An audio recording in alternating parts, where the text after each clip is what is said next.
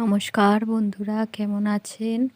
আজকে এই বৃষ্টির দিনে হঠাৎ ইচ্ছা হলো একটু কচুরি আর একটু তরকারি করি। তো ঝটপট ওই জন্য পুরটা রেডি করে আর কচুরি ভাজা শুরু করে দিলাম। এই হচ্ছে কড়াইশুঁটির কচুরি আর হচ্ছে ফুলকপি আলুর তরকারি। আজকের রাতের ডিনার এটা। এই যে ফুলকপিটা একটু ভেজে নিয়েছি, সিদ্ধ করে ভেজে নিচ্ছি।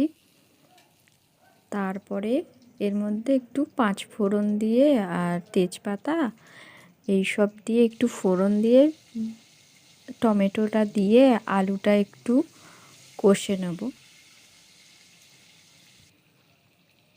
একদম হালকার মধ্যে এটা রান্নাটা হয়েছে, কারণ বেশি রিচ করিনি।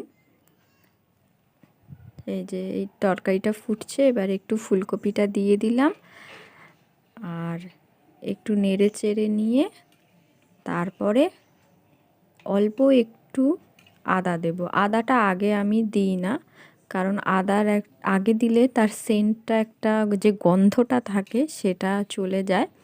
তার জন্য আমি নামানোর আগে 5-10 মিনিট আগে আদাটা দিয়ে একটু নাড়িয়ে নিয়ে তারপরে একটু গরম মশলা ছড়িয়ে দিই। ব্যাস, এই হলো আমার আজকের রাতের ডিনার, কচুরি আর ফুলকপি আলুর তরকারি। আপনাদের কেমন লাগলো অবশ্যই জানাবেন।